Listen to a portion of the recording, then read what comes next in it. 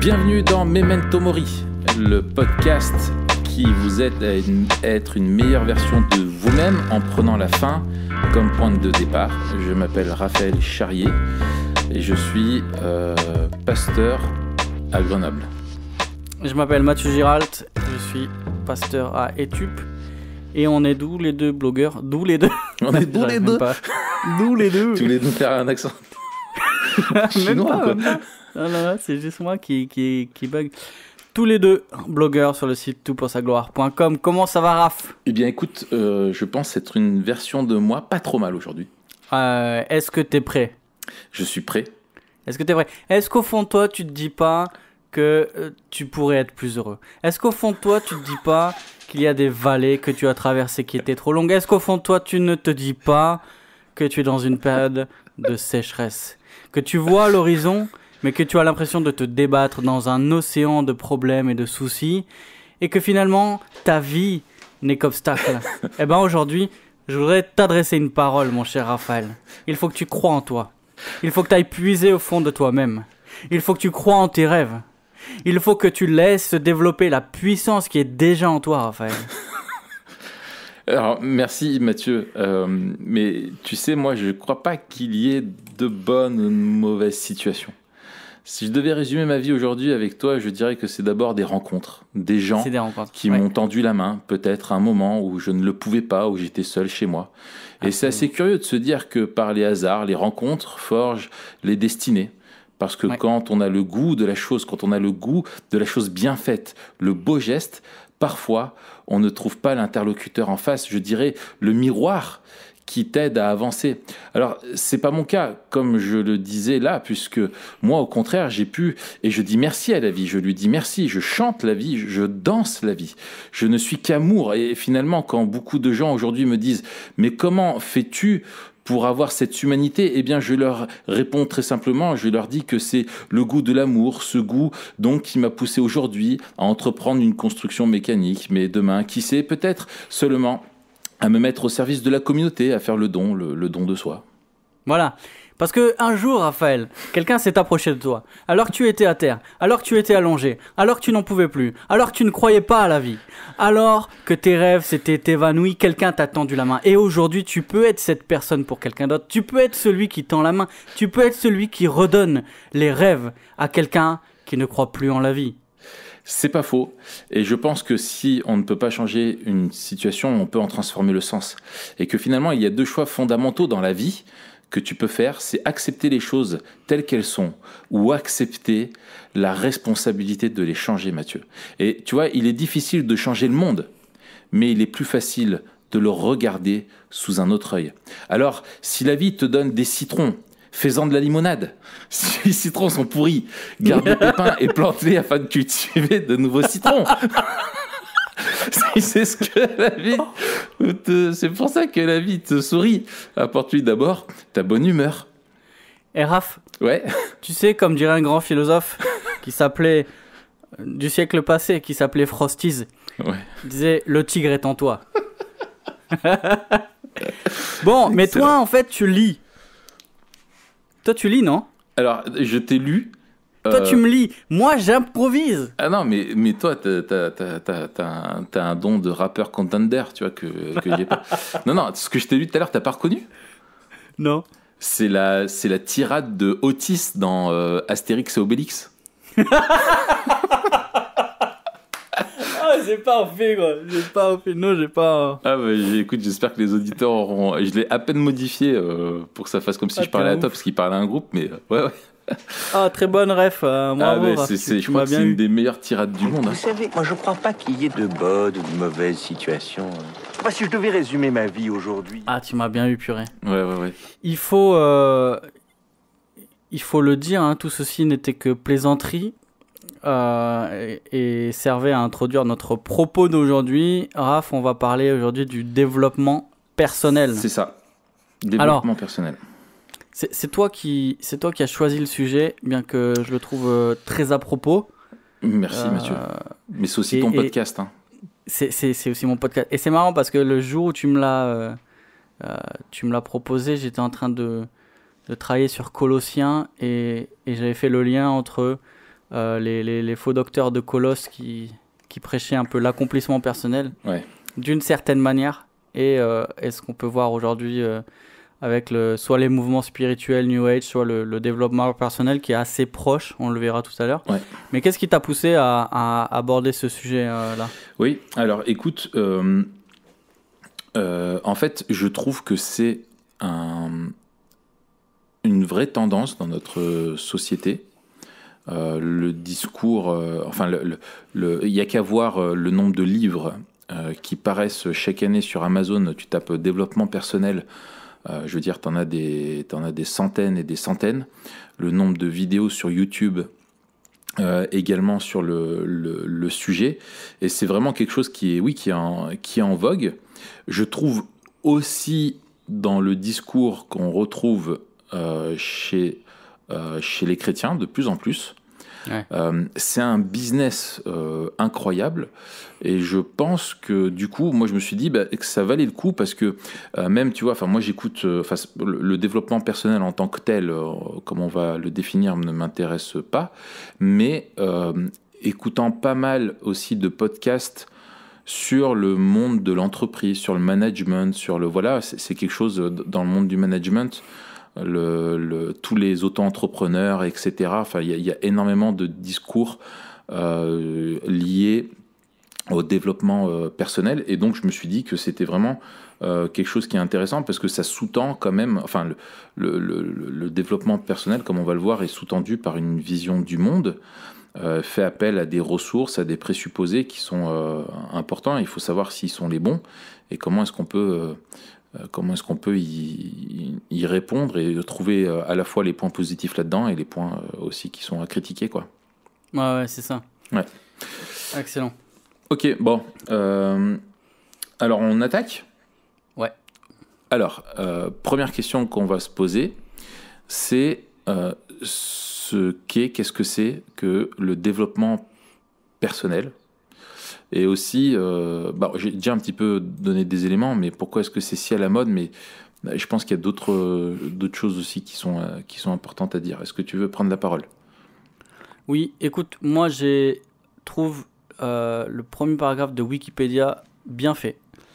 Parce qu'elle brosse assez largement, tu vois, pas mal de trucs. Ouais. Je te propose qu'on la prenne comme définition de base et après qu'on la développe. Donc je lis, le développement personnel représente un ensemble hétéroclite de courants de pensée, de méthodes, ayant pour objectif l'amélioration de la connaissance de soi, la valorisation des talents et potentiels, l'amélioration de la qualité de vie, la réalisation de ses aspirations et de ses rêves. Le développement personnel n'est toutefois pas une psychothérapie et résulte d'influences multiples. En effet, la psychologie et la philosophie, et souvent la diététique et la pratique du sport, fondent généralement les pratiques des acteurs du développement personnel moderne. D'autres y rattachent également des notions religieuses ou relevant de l'ésotérisme. Donc je trouve ça assez intéressant. C'est vrai qu'il y a des grosses tendances dans le développement personnel, au moins 2, 3, 4.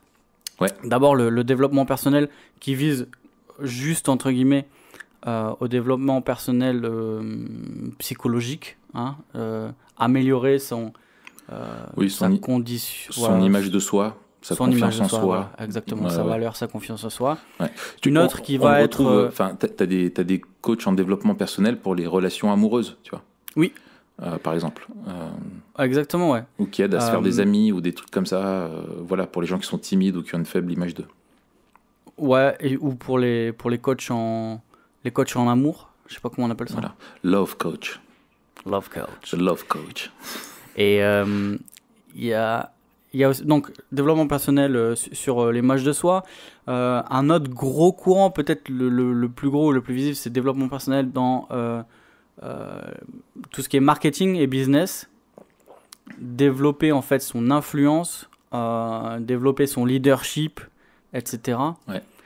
Un autre qui est dans la même veine, un peu développer tout ce qui est entrepreneurship, comment développer son activité, etc. Ouais.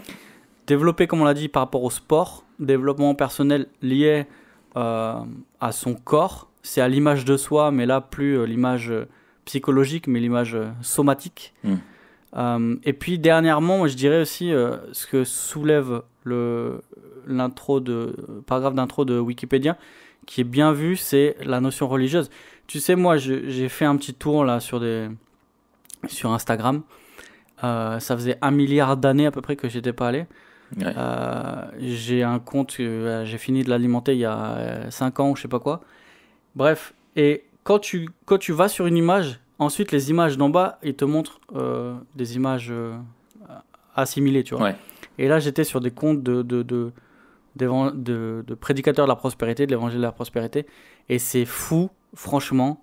Je me disais 2 choses. Quand je regardais ça, je me disais c'est fou comme ça ressemble à du développement personnel. Ah mais oui. Et quand je voyais des trucs de développement personnel, genre David Laroche, je sais pas si tu connais. Oui. J'ai maté quelques-unes de ses vidéos et je me suis dit, purée, quand il fait un speech, on dirait un prédicateur de la prospérité. Franchement, C'est ça. tu le mets dans un autre contexte, ils disent la même chose. Ouais, tu changes juste du vocabulaire, quelques mots de vocabulaire et tu retrouves l'évangile de la prospérité. Ouais. Et puis on verra en fait que ça fait appel au même levier. Et ça poursuit beaucoup les mêmes objectifs aussi. Exactement, c'est très centré avec sur l'homme. les mêmes moyens. Ah les ouais. mêmes moyens et les mêmes résultats. Exactement. Exactement. Ouais. Ouais, donc il y a aussi tout un volet lifestyle qui rejoint la diététique, etc., pour aider les gens à trouver le sens, un peu généraliste, qu'on pourrait dire, pour aider les gens à retrouver le sens à leur vie, à se détacher un petit peu du lot, de ce qui se passe. Souvent, cette notion, je trouve qu'il y a des notions clés qui reviennent. Il y a la question du sens. Et un des biais aussi qui est très important dans le discours, c'est le discours, et tu as excellé là-dedans, Mathieu, c'est dans le discours motivationnel et inspirant, où il faut... voilà, et c'est vrai que notamment quand tu parlais du milieu du sport, où des fois des coachs avant se concentraient beaucoup sur la performance, la technique, la tactique, etc. Là, ils s'intéressent aussi énormément à toute la dimension psychologique du sport. Alors, pas forcément pour les résultats et gérer la pression. Ça, les professionnels ont l'habitude et le font. Mais justement, tout ce qui est de motivation pour mettre le sport, je veux dire, avant, la dimension psychologique dans le sport était réservée à l'élite, et là on le voit que pour les gens qui commencent aussi le sport, etc., et bien maintenant tu as aussi du développement personnel qui est lié là pour te motiver, t'encourager, te booster, etc., pour tenir tes objectifs et avancer, quoi. Ouais. Et c'est vrai que c'est vraiment ce truc inspirant, on en parlait avec ton frère il y a pas longtemps. Moi c'est un mot que ça me gonfle.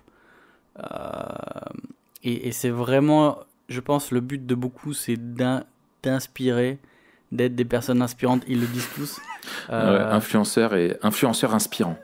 Ouais, c'est ça, influenceur et inspirateur. Je suis influenceur inspirant, ouais.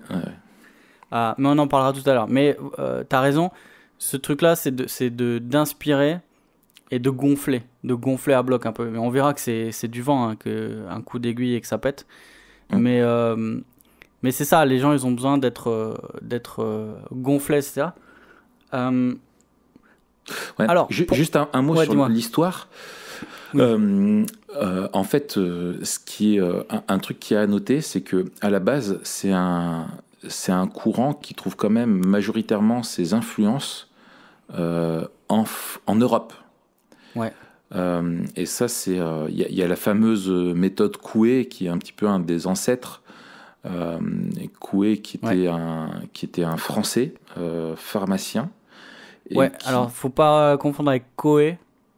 Non, l'animateur radio. Voilà, qui a repris la méthode Coué et qui l'a transformée avec son nom pour faire une émission débile. D'accord. Et donc, tu as du mal à reconnaître la grâce commune. C'est Sébastien Coué. Non, j'ai pas dit, les forces. Bien sûr. Mais t'as bien raison. Donc la méthode de Coué, qui est un petit peu une question de pensée positive. C'est tout le truc de dire quelque chose qui est tout dépend du regard que tu vas avoir sur la chose. Presque, si on caricature, un événement est neutre en tant que tel. Et ce qui compte, c'est le regard que tu vas avoir dessus et donc apprendre à développer une pensée positive sur les choses. On peut penser aussi à Maslow, qui était vraiment, c'est celui qui a fait la fameuse pyramide des besoins. Moi, je vois dans ma formation d'éducateur spécialisé, enfin Maslow, c'est un des penseurs qu'on revient, et bien sûr au sommet de la pyramide de Maslow, eh bien je crois que c'est il parle de l'estime de soi ou l'accomplissement de soi qui est au sommet. Attends, je vais vérifier ça si je trouve ça. Voilà, qui se retrouve. Voilà, c'est le besoin d'accomplissement de soi. Et donc comment, c'est quoi le sujet déjà du jour? Le développement personnel. Ah mais t'es sérieux? T'arrives pas. Là je te retrouve. T'arrives pas à faire deux trucs en même temps. Ton cerveau il switch. C'est pas possible. J'ai qu'un hémisphère, moi. Trop fort. Je suis sûr qu'il y a une moitié qui est vide. Donc l'accomplissement de soi et l'objectif, c'est la pointe de la pyramide, et c'est le dernier et l'ultime objectif. Et bien sûr, le développement personnel, il recouvre aussi d'autres facettes, mais bien sûr, au final, c'est l'accomplissement de soi qui est visé, que ce soit dans la vie personnelle, la vie professionnelle, la vie sociale. Et voilà. Ouais, alors, c'est ça. Alors, pourquoi c'est à la mode? Ouais, voilà. Pourquoi c'est à la mode? Ouais, dis-moi. Tu allais me poser la question? Ouais, j'allais te poser la question. Enfin, je nous la pose, la question. Je te pose la question, je me la pose. Voilà. C'est aussi ton podcast, Raphaël. Ah, merci. Alors, moi, je pense que c'est à la mode pour plusieurs... Il y a plusieurs facteurs qui rentrent en compte, et je serais bien incapable de tous les citer. Mais je pense qu'on est à une époque où la question des repères est vraiment...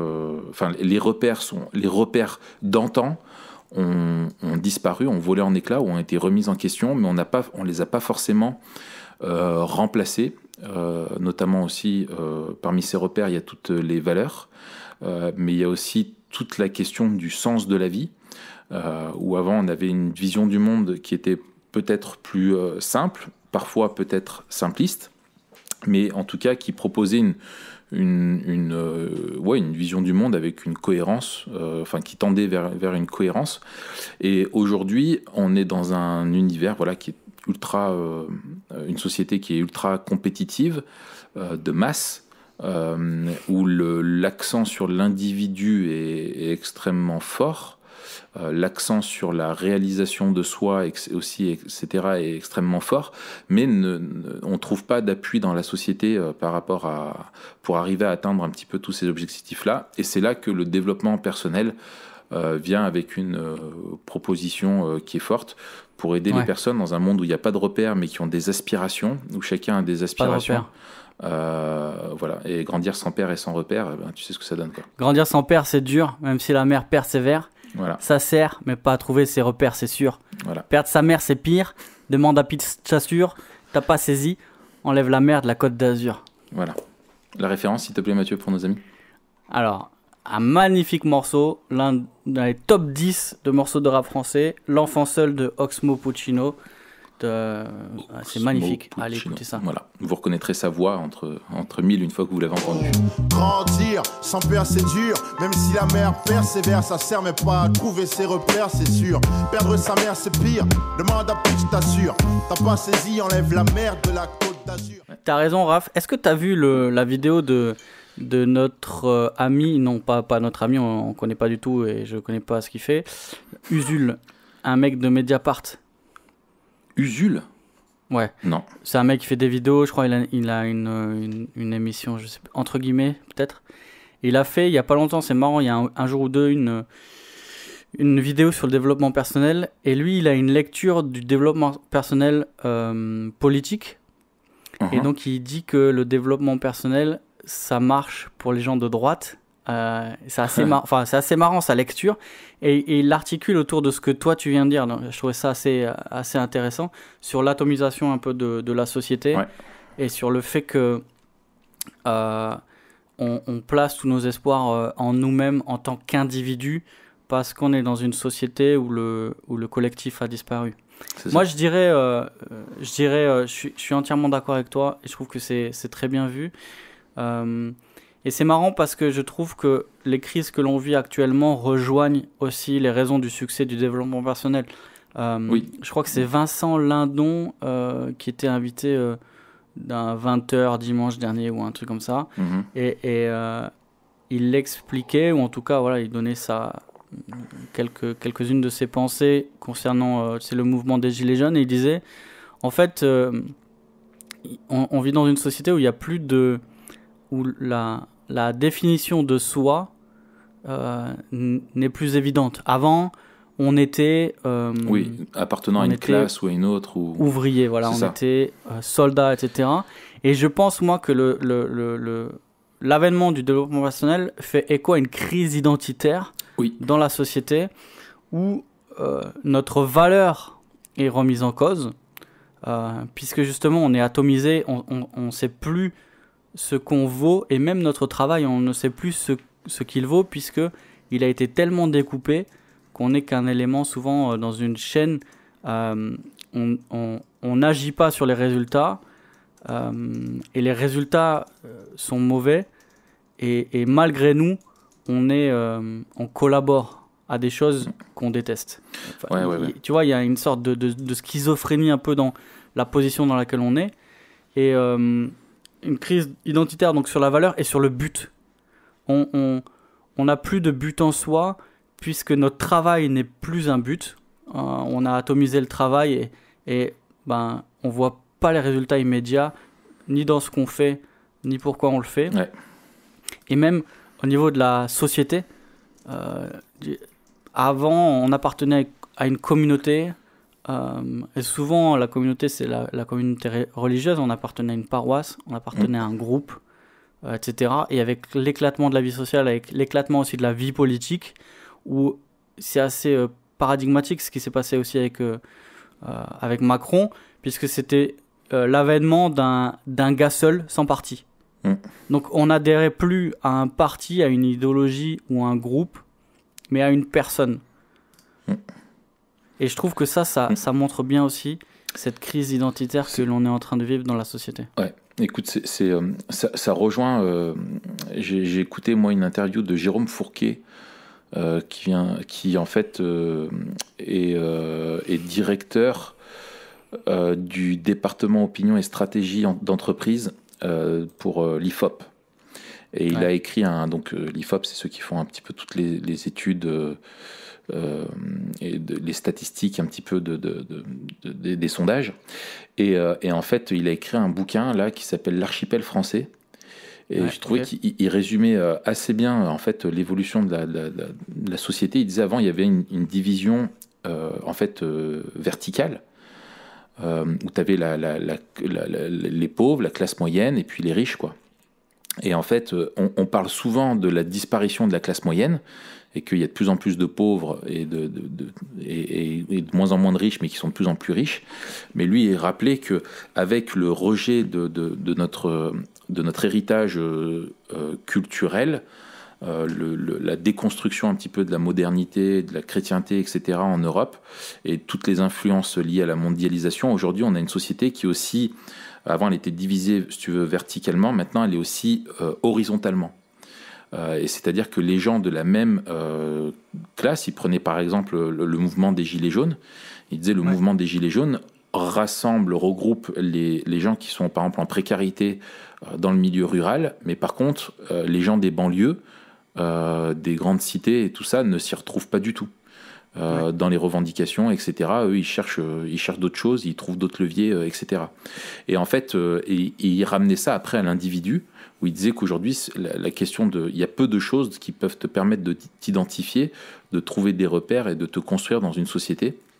Et lui, c'est marrant, enfin, après d'un point de vue politique, enfin, bon, c'est pas le sujet du jour, mais pour lui, il disait que, à son avis, vu comme ça évolue, et justement, il y a des choses sans précédent maintenant qui éclatent, il avait vraiment du mal à imaginer un prochain tour élection présidentielle, au deuxième tour, où il y ait un gauche-droite traditionnel, quoi. Il dit, je suis incapable de vous dire ce à quoi ça pourrait donner, mais il y a plein de choses qui sont en train de voler en éclats et on risque de ne pas pouvoir revenir en arrière. Donc c'est intéressant. Et je pense qu'il y a une dernière chose que je voulais mentionner, c'est aussi, je pense, le développement personnel. Il y a une injonction qui est véhiculée par les réseaux sociaux,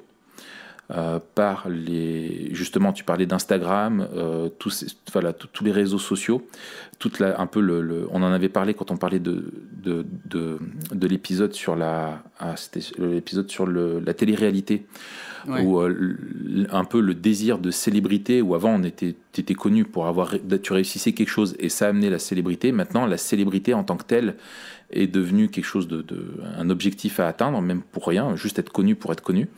Et en fait, le fait d'avoir accès aujourd'hui, et ça découle aussi de la mondialisation, bien sûr, on a par les réseaux sociaux à énormément de réussite matérielle, sociale, personnelle, où il y a des personnes qui deviennent un petit peu des standards, un petit peu des modèles, des archétypes, et il faut à tout prix leur ressembler, pousse les gens à avoir un petit peu aussi cet objectif de devenir autre que ce qu'ils sont, et d'aspirer à être non pas qui ils sont eux-mêmes, mais aspirer à être le succès, la réussite, comme telle ou telle personne qui ont des parcours parfois tout à fait méritoires, et des gens qui sont un petit peu hors du commun, mais ça a un effet de loupe un petit peu sur toutes ces personnes qui envahissent ton quotidien via les écrans, via ton état d'esprit, etc.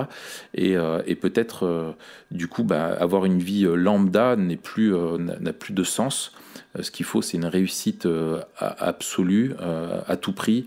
Et c'est un petit peu là-dessus que surfe aussi le développement personnel, pour t'aider à devenir toujours avec ce fameux mantra, être la meilleure version de toi-même possible. Ouais, c'est ça. Et puis, il y a eu un shift aussi dans l'économie. Alors, c'est difficile de dire qu'est-ce qui a engrangé quoi. Mais tu disais être connu pour être connu. C'est ça, mais pas seulement. C'est-à-dire que c'est être connu aussi pour pouvoir vendre.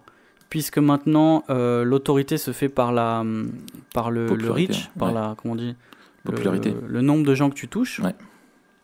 Donc en fait, t'es connu et tu deviens un influenceur parce que t'es suivi par des gens et tu peux vendre derrière. Ouais. Et l'autorité en fait a été redéfinie par le nombre en fait. Et c'est pour ça quand même, tu vois, moi je regardais David Laroche et je me dis mais le mec il a quel âge? Le gars il a 29 ans je crois. Il a commencé, il avait 25 ans. Et je dis mais attends, le mec il nous apprend la vie, il a 25 ans. Ouais. Il a vécu quoi? Enfin tu vois ce que je veux dire, c'est... Et en fait ce qu'il met en avant c'est quoi? C'est le fait qu'il est suivi. Ouais. C'est le fait qu'il a eu beaucoup de vues sur ses vidéos. Et parce que t'es suivi, parce que t'as beaucoup de vues, t'as le droit de parler. Et ce que tu dis, c'est intéressant. Mais c'est un peu le cercle. Plus t'as de vues, plus t'auras de vues. Voilà, c'est un peu autonome, quoi. C'est ça. C'est ça, tout à fait. On avance. Yes. Mais il y aurait plein de choses à lire. Moi, je l'ai commandé, là, le bouquin Archipel français. Ouais, super. Et je pense que c'est une aubaine. En fait, je pense que justement, la vision biblique du monde a une vraie réponse à apporter à cette société qui est de plus en plus fragile, précaire, fragmentée. Et ça, il faut qu'on le saisisse, quoi. Ouais. Il faut qu'on saisisse parce qu'on est vraiment dans un... Enfin bref. Alors, quels sont les présupposés, en fait, sur quoi s'assoit le développement personnel comme prérequis, présupposé pour pouvoir développer un petit peu son programme. Ouais, alors d'abord, ça s'appuie sur des... en fait, pourquoi ça fait écho? Les présupposés répondent à pourquoi ça fait écho. Pourquoi ça fait écho en nous? Parce que ça répond à des besoins humains primaires. Ouais, le besoin d'être... Et il y a des hypothèses de travail de base sur lesquelles ils reposent et développent là-dessus, quoi. Exactement. Il y a des éléments justes et d'autres qui sont... Le premier, ça va être le besoin d'être valorisé. on parlait de la valeur tout à l'heure. Et quand on ne trouve pas la valeur dans ce qu'on fait, quelqu'un qui va nous apporter de la valeur de l'extérieur et juste nous rappeler qu'on a de la valeur dans ce qu'on est et dans ce qu'on fait. Et par contre, c'est intéressant, tu vois, parce qu'il y a un paradoxe. Le plus souvent, le développement personnel, il va viser la transformation. Et en fait, il va dire ta valeur, elle est dans ce que tu pourrais faire et dans ce que tu pourrais être, mais rarement dans ce que tu es. Et en fait, un des leviers sur lequel elle va axer son discours, c'est tu n'es pas ce que tu devrais être, tu n'es pas ce que tu voudrais être, deviens ça. Et donc la transformation, elle va être là, et la valeur promise, c'est la valeur que l'on trouvera une fois qu'on aura atteint ce qui nous est promis. Ouais. Mais la valeur en soi, elle n'est pas dans qui on est, dans ce qu'on fait, mais dans qui on pourrait être et ce qu'on pourrait faire. Et on voit déjà là le contraste avec la vision biblique du monde, où la valeur, elle n'est pas dans qui on est, dans ce qu'on fait, mais elle est dans le fait qu'on est créé à l'image de Dieu, comme on l'avait dit dans notre épisode sur l'image de Dieu. Et voilà, c'est une fausse promesse, encore une fois. Il y a aussi le besoin d'être aimé. Je trouve que dans une société où les mariages éclatent, où les familles explosent, où on l'a dit, on a du mal à trouver notre place dans la communauté. Il y a beaucoup de gens qui sont en déficit de relation et qui ont besoin d'être aimés, qui trouvent nulle part cet amour en fait. Ouais. Et à part, et c'est vraiment triste, dans des vidéos de mecs sur YouTube qui leur disent combien ils ont ce potentiel, ouais, et qu'on les aime, etc. etc. Et ouais, je trouve ça vraiment triste, ouais, de trouver ça que dans le développement personnel. Ouais, tout à fait. C'est très juste ce que tu dis. J'ai pas, juste quelques points à rajouter là-dessus. Je pense que justement ce désir d'amour, ce désir de, en fait, c'est des choses qui sont vraiment ancrées et comme on le redira peut-être, mais qui sont, aimer, avoir du sens, avoir de la valeur, etc. Ce sont des besoins qui émergent chez nous tous. Et donc ça, on peut s'y reconnaître et s'identifier. Mais il y a aussi quelque chose qui est... c'est très ancré, en fait, dans un humanisme individualiste, où l'idée, c'est que voilà, l'homme a en lui, et c'est pour ça que ça fait du coup appel au discours de motivation, c'est que l'homme a au fond de lui quelque chose de bon, il a un potentiel qui est là, et il faut qu'il arrive à se délivrer des mauvaises pensées qui sont autour de lui, ou des comportements négatifs qu'il a pu développer, des mauvaises habitudes dans sa vie, pour pouvoir et aller puiser au fond de lui pour devenir justement cette fameuse meilleure version de lui-même, quoi. Ouais, et juste je me permets d'intervenir, Raph. Vas-y, c'est ton podcast. Par rapport à ce que tu dis. Non, mais c'est aussi ton podcast. Tu te rappelles, je soulevais un truc que Yannick Imbert avait noté dans son livre sur le transhumanisme, que dans l'humanisme et dans le modernisme, on essayait de changer la société parce que la société était un frein à notre épanouissement. Ouais. Et c'est aussi ce que soulignait Usul dans sa lecture politique. Il dit, en fait, les gens de droite, alors c'est ce qu'il dit, hein, d'accord, c'est pas mon propos, il dit les gens de droite, ils s'accommodent du monde dans lequel on vit en disant il est pourri mais c'est pas grave, ce qui compte c'est que moi je réussisse à l'intérieur de ce monde. Ouais. Et Yannick Imbert dans son livre disait mais le transhumanisme en fait, il y a eu un glissement par rapport à l'humanisme, c'est qu'on ne cherche plus à changer l'environnement, mais on cherche à se changer soi. Et c'est un peu pareil dans le développement personnel. C'est d'abord soi qu'on change. Les obstacles avant, c'était dans la société, c'était les structures d'oppression, etc., pour les discours révolutionnaires, ou les luttes de classe, etc. Maintenant, le problème, c'est juste en nous. Et si on débloque le problème qu'il y a en nous par la force qu'il y a en nous, alors on pourra vivre la vie qu'on rêve, même dans un monde pourri. C'est ça. C'est ça. Et en fait, c'est tout le truc, c'est que comme dans le fond, justement, il y a des choses positives en nous qui ont été entravées par des mensonges qu'on s'est dit, des discours auxquels on a cru, des gens qui nous ont fait du mal aussi dans notre vie, dans notre histoire, etc. Le biais pour s'en sortir, c'est de réaliser que nous sommes notre propre solution. Ouais. Et qu'en fait, il faut, pour y arriver, vu que la solution est en nous, c'est nous-mêmes notre solution. Il suffit enfin, il y a plusieurs choses à faire. Et la première, c'est changer son regard sur soi-même. Et c'est pour ça que tu as aussi ce discours d'auto-motivation, d'auto-congratulation, de pensée positive, un petit peu à rééduquer le cerveau en disant voilà, les choses négatives qui t'arrivent, il faut les voir comme quelque chose de positif pour toi, etc., etc. Et puis tu as aussi quelque chose qui est très fort et qui est très pervers, je trouve, et qui ressort dans plusieurs trucs que j'ai vus, c'est d'écarter ou de rejeter tout ce qui te contrarie. C'est-à-dire que toutes les personnes autour de toi qui te renvoient pas l'image de toi qui te plaît, au final, eh bien ces personnes-là, il faut les écarter. Tous ceux qui te critiquent, tous ceux qui te font du mal, finalement, il faut les rejeter.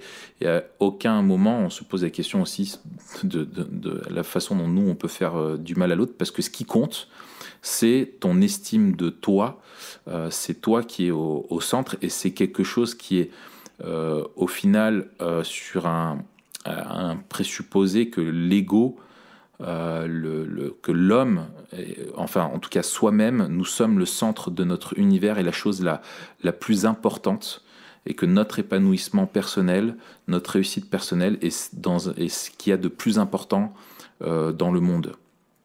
Et ça, c'est quelque chose effectivement de pervers. Ouais. Et puis alors, tu fais bien de soulever. Premièrement, il y a une espèce de bride qui est en nous et de potentiel qui est en nous. Et il y a quelque chose de l'ordre du droit. On a droit au succès et droit au bonheur. Donc c'est à la fois on peut et on doit. C'est-à-dire qu'il y a quelque chose, et là ça rejoint encore une fois la vision biblique du monde. C'est-à-dire que c'est normal que le développement personnel fasse écho en nous, parce qu'on a été créé pour être heureux et on a été créé pour s'épanouir.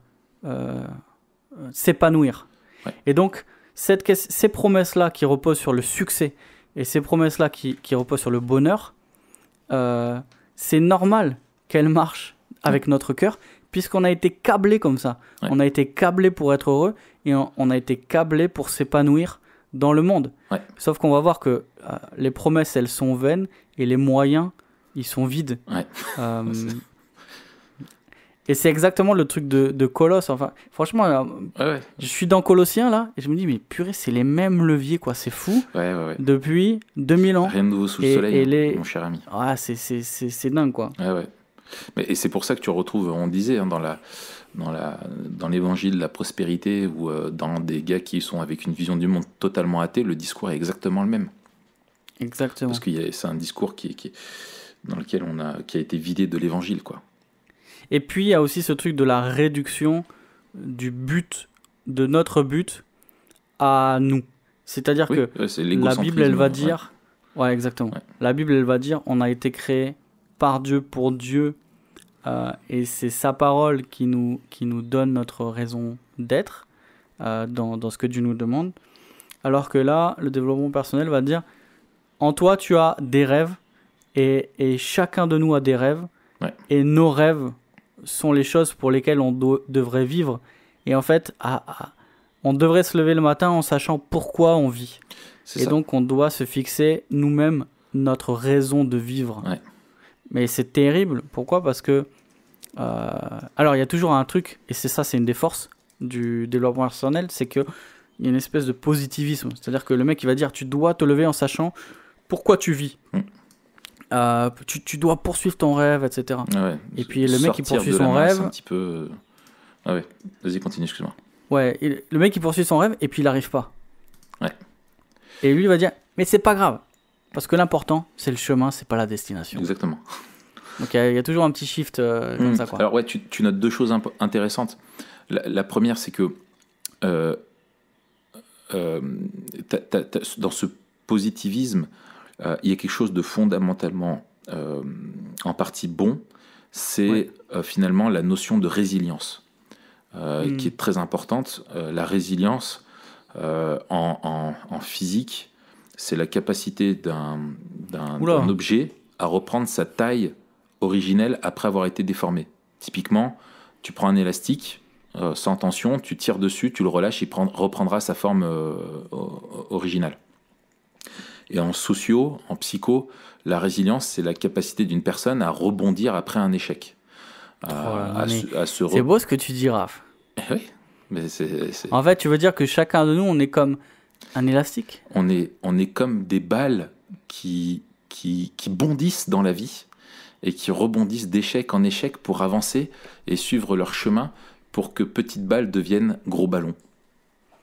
Et que gros ballons deviennent montgolfières. C'est ce que tu es en train de réaliser toi-même. Exactement. Exactement. Je suis un ballon crevé. Mais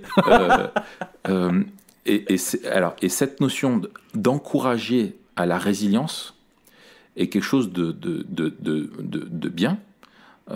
Parce qu'effectivement, on est dans un monde où on a où on chute, où on prend des coups, etc. Il y a des choses difficiles et il faut continuer d'avancer, quoi. Tu vois, il faut bien se relever, etc. Donc il y a quelque chose de bon là-dedans, qui est juste. Mais tu disais autre chose, c'est que il y a autre chose dans ce que tu disais et dans les blagues qu'on fait depuis tout à l'heure. C'est que j'ai tapé, moi, citation, parce que je voulais retrouver un petit peu des perles de développement personnel. Et en fait, quand tu fais ça, tu vas sur Google, tu remarqueras, j'ai écumé je ne sais pas combien de pages d'articles qui collectent un petit peu toutes les citations. En fait, c'est énormément, à 95%, tu vas trouver de l'emprunt à des grands penseurs, des grands auteurs de l'histoire, mais comme on le rappelait dans notre épisode sur Churchill, où il y a des phrases de Churchill qui sont vraiment poignantes, ce qui les rend fortes, c'est le contexte dans lequel elles ont été dites. Et quand tu parles à des soldats qui vont aller sacrifier leur vie sur des plages en Normandie, et que tu leur dis de faire des efforts malgré les épreuves, etc., et de continuer de persévérer, c'est autre chose que quand tu lis ça le matin pour trouver la motivation pour aller au travail, quoi. Tu vois. Ouais, mais t'oublies, Raph, que la vie est un combat, en fait. Exactement. Et du coup... Cette plage de Normandie, c'est le lundi matin. Alors, oui, c'est ça, exactement. Affronte la Normandie de ta vie. Voilà. Affronte la Normandie de ta vie tous les matins.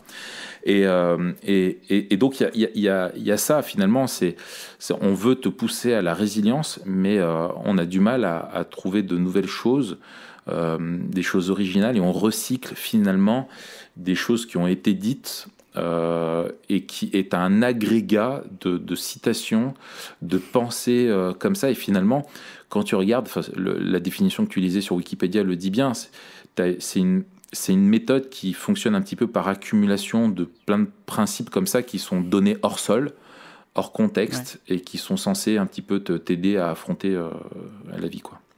Ouais, absolument. Et je pense aussi, tu vois, un truc qui me vient, j'avais noté aussi le spirituel, la dimension spirituelle. Je pense que avec l'arrivée du Dalai Lama modernisme, est extrêmement cité.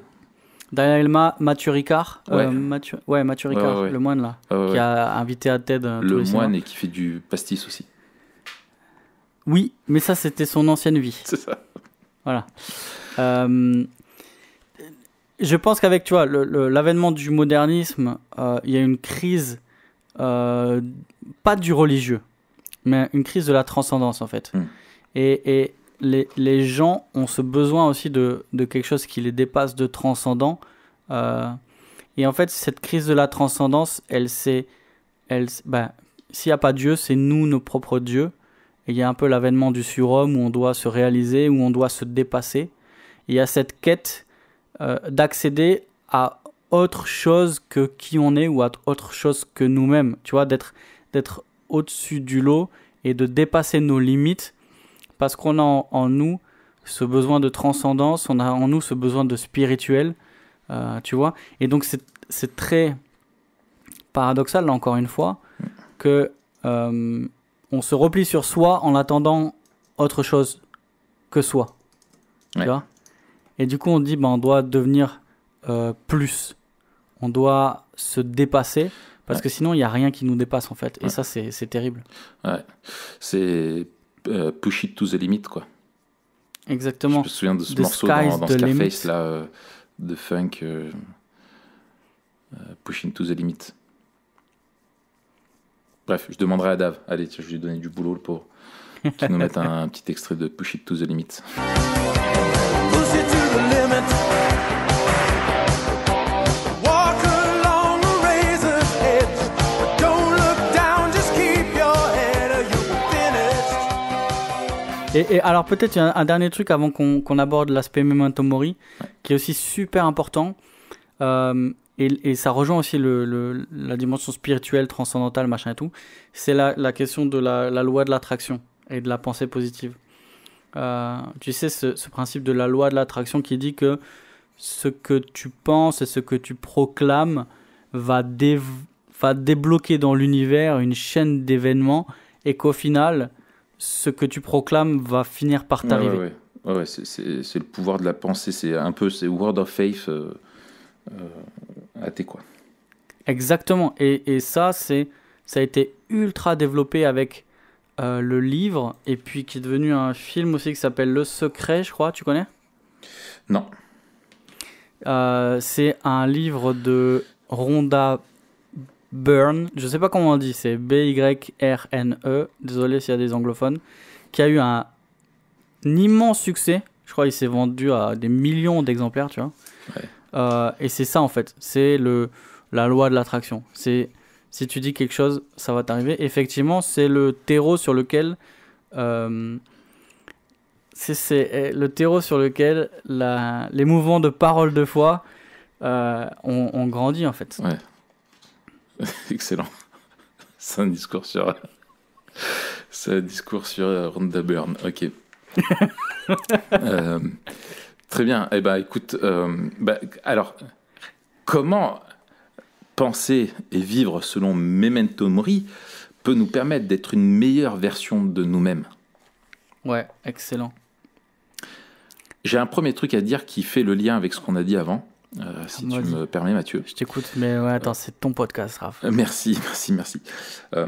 Il y a quelque chose... De Tennessee.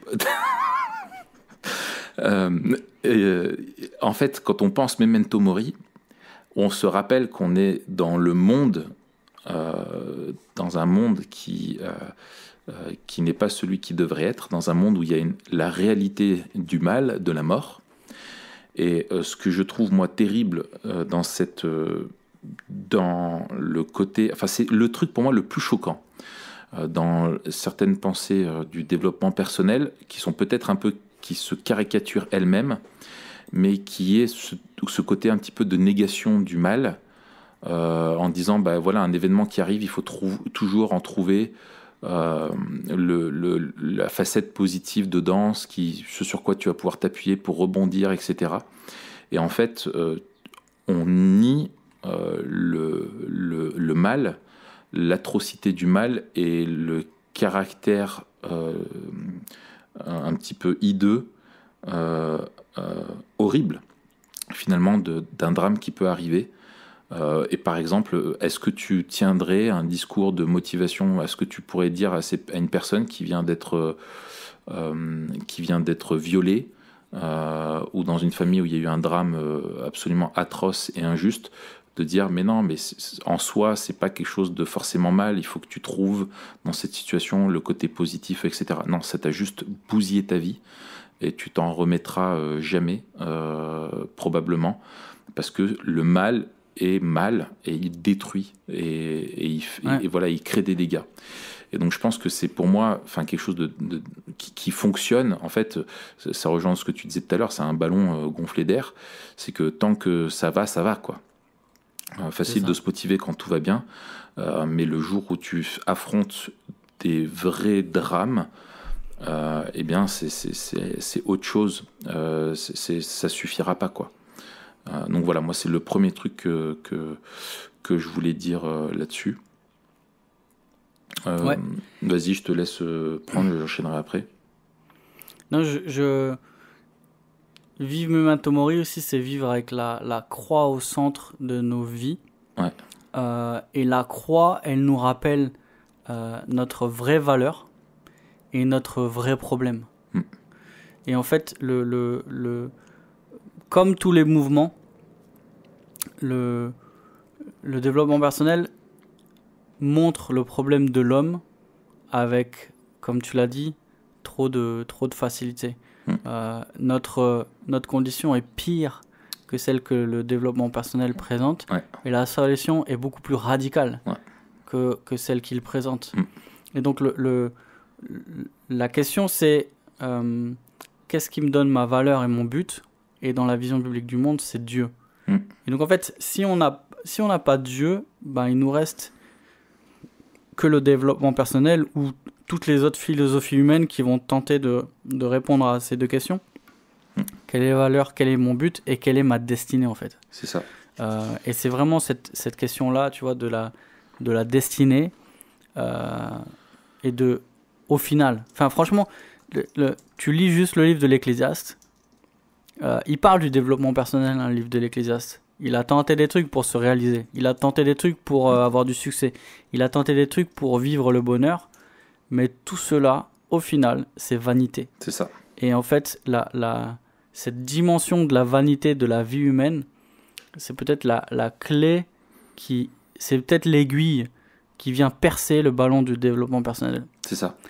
Parce qu'au final, tout ce qu'on fait passera et en soi n'a aucun but. Et si derrière il n'y a pas quelque chose de plus grand, si derrière il n'y a pas quelque chose qui vient répondre non seulement à notre besoin d'être aimé, à notre besoin d'avoir de la valeur et un but, et ben alors ça va finir par s'effondrer, quoi. Ouais. Et il y a autre chose aussi, c'est que dans les présupposés du développement personnel, il y a celui qu'on a dit, c'est qu'on est quelqu'un de bon, qui a du potentiel, etc. Et bien sûr, le développement personnel, dans sa vision de l'homme anthropologique, nie la réalité du péché. Et en fait, va vouloir répondre aux problèmes de l'homme, mais en fait en proposant un sparadrap sur une jambe de bois, quoi, comme on dit. Exactement. C'est que en fait le développement personnel ne répond pas au vrai problème de l'homme, qui est celui du péché. Et en fait et ce que fait le développement personnel, c'est qu'il te propose en fait des solutions extérieures, qui sont toutes extérieures à l'âme, alors que le problème il se situe à l'intérieur, quoi. Et en fait tu vas peut-être changer de comportement pour une autre attitude ou un autre comportement qui socialement, selon nos standards, va être beaucoup plus accepté et valorisant. Par exemple, la réussite professionnelle, la réussite, le bien-être psychologique, la réussite sentimentale ou des trucs comme ça. Mais en fait, tu changes un comportement pécheur finalement pour un autre. Sauf qu'il est plus acceptable. Et Jésus, en fait, appuie énormément là-dessus vis-à-vis des religieux de son époque, les pharisiens notamment, qui étaient avec finalement un discours de développement religieux personnel, qui cherchait vraiment énormément de pratiques à gagner une estime d'eux-mêmes et une reconnaissance sociale et bien sûr aussi devant Dieu. Et à ces personnes-là, il leur rappelle que c'est de l'abondance du cœur que la bouche parle. Et qu'en fait, le problème, il se situe à l'intérieur de nous et non pas à l'extérieur. Et seul l'Évangile vient régler le problème de fond qui est celui du péché, quoi.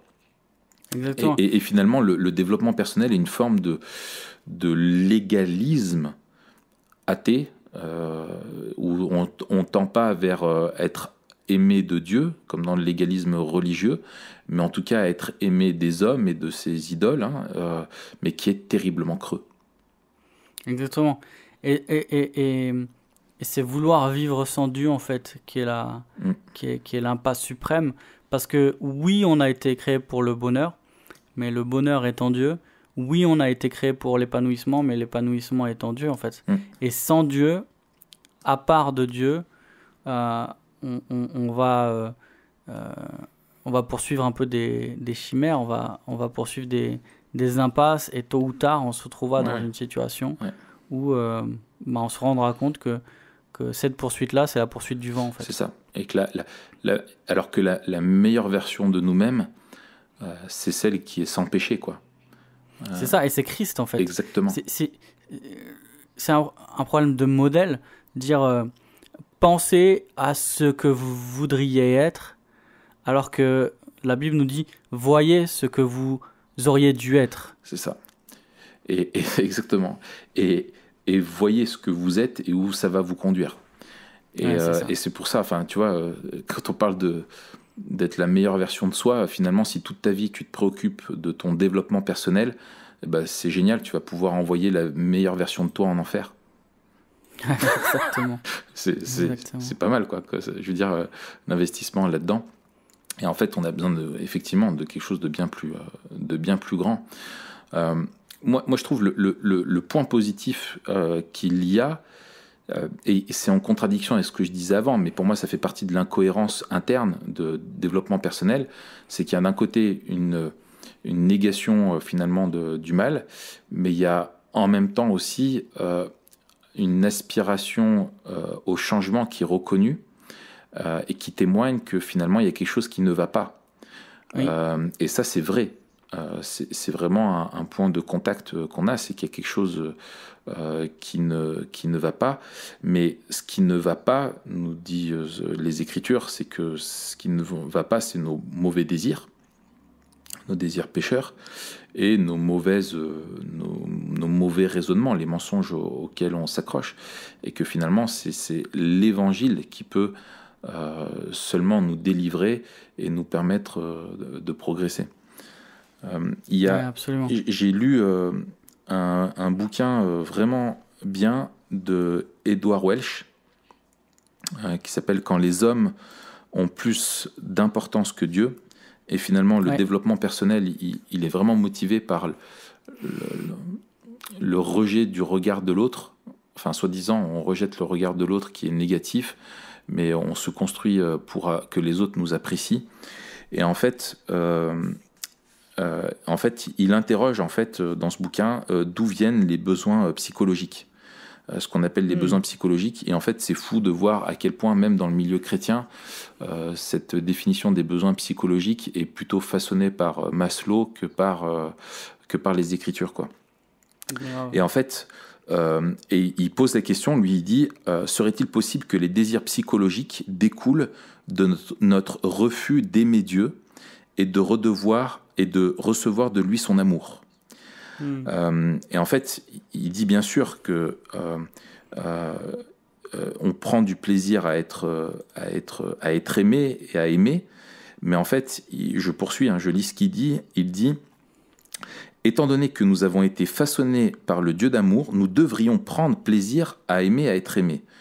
Ce ne serait pas humain de ne pas se réjouir d'être aimé.